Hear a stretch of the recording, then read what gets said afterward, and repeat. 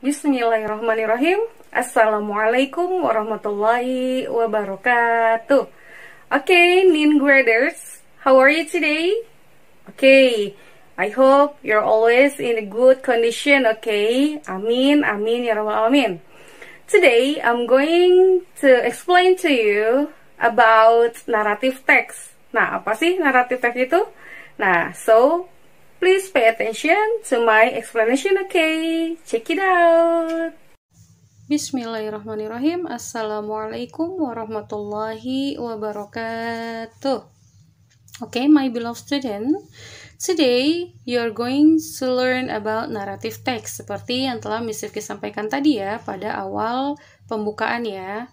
But before, you have to know about some learning materials first. The first one is definition and communicative purpose of narrative text. Ya, terjemahan atau makna dari narrative text itu apa, lalu tujuan komunikasi dari narrative text itu apa. Lalu yang kedua, language features of narrative text ya, ciri kebahasaan ya, nanti menggunakan tenses apa, atau kata kerja yang seperti apa, seperti itu ya anak-anak ya. Lalu yang ketiga, the third one is generic structures of narrative text ya, struktur dari narrative text itu apa saja. Lalu the fourth one is the example of narrative text, and the last one is exercise as usual ya. Okay, pay attention to my explanation. Next. Okay, the first one is I'm going to explain to you about definition and communicative purpose of narrative text. The first one is definition. Apa sih narrative text itu? Narrative text adalah salah satu jenis teks bahasa Inggris yang menceritakan suatu cerita yang memiliki rangkaian peristiwa kronologis yang saling terhubung. Oke, lalu apa sih tujuannya? Apa sih communicative purpose itu? Nah, communicative purpose itu sendiri apa sih? Nah, communicative purpose itu anak-anak tujuan bagi si pembaca ya. Untuk si pembaca itu agar apa? Ya, seperti itu ya maksudnya dari communicative purpose ya. Tujuan untuk si pembacanya itu apa sih buat si pembaca bagaimana gitu. Oke, to amuse ya anak-anak ya. To amuse or to entertain the readers with a story. Jadi tujuan komunikasinya untuk si pembaca yaitu untuk menghibur ya, untuk menghibur si pembaca dengan ceritanya. Seperti itu anak-anak ya. Oke, next.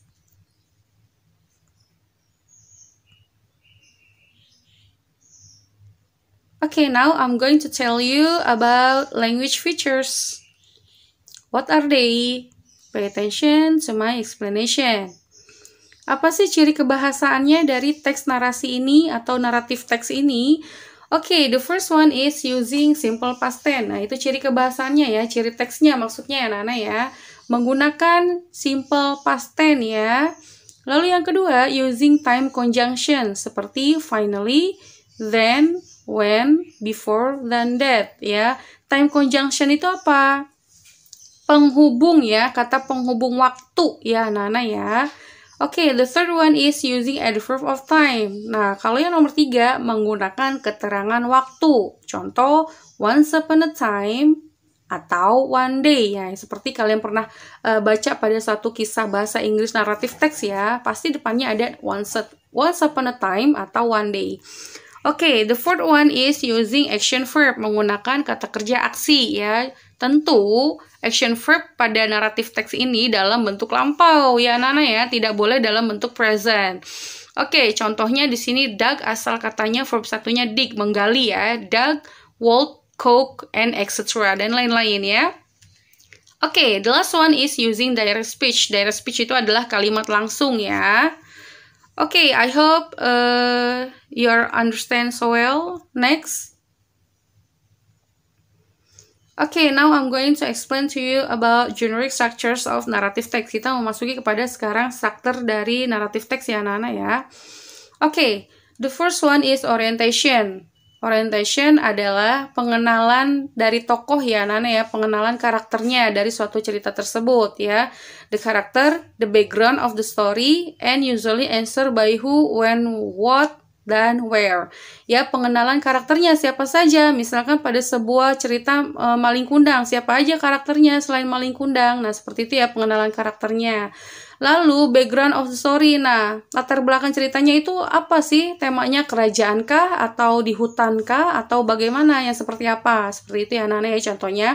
Dan biasanya ada pertanyaan seperti siapa, di mana, apa, di mana, dan bagaimana, kapan, seperti itu ya anak-anak ya. Pertanyaan-pertanyaan yang meliputi dari orientation ya. Oke, yang kedua, the complication ya.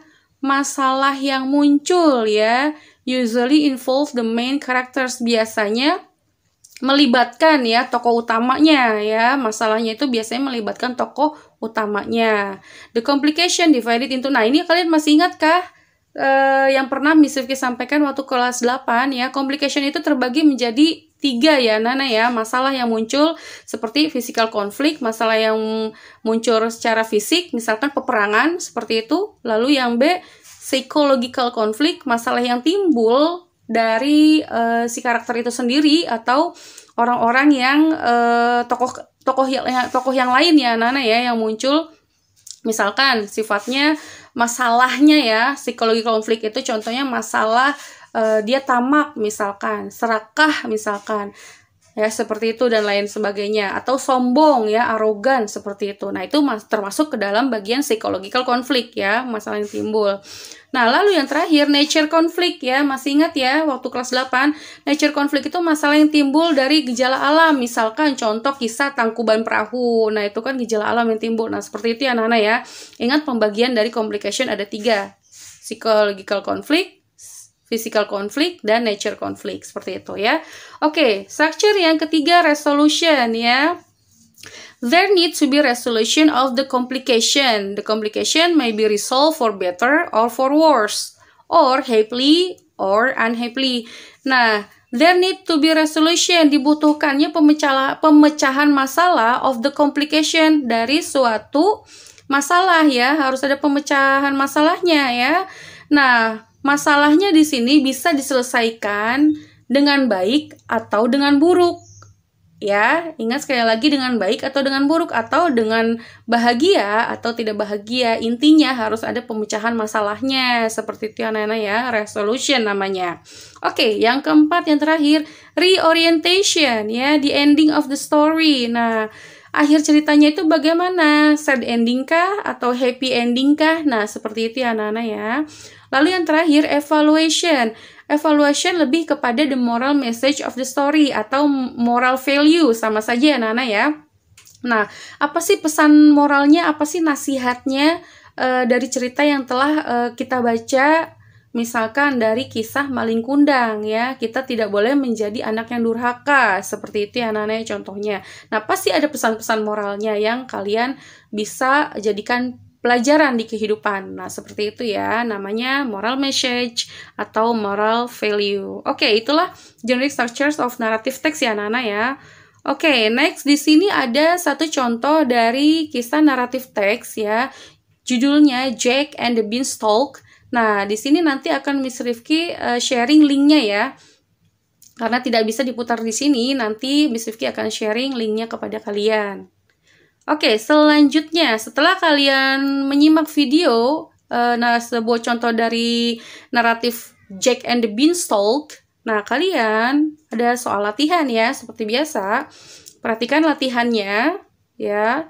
Lalu kalian submit ke GCR seperti biasa. Nah, jangan difoto, namun kalian tulis ulang di private comment kalian. Dan jangan lupa biasakan jika sudah selesai, kalian klik mark as done ya, atau tandai jika sudah selesai. Oke, I hope you're always in a good condition ya. Semoga kalian selalu dalam kondisi yang baik, sehat ya. Semoga apa yang Miss Rifki sampaikan bermanfaat untuk kalian. Oke, alhamdulillah, good luck and wassalamualaikum warahmatullahi wabarakatuh. Stay healthy everyone.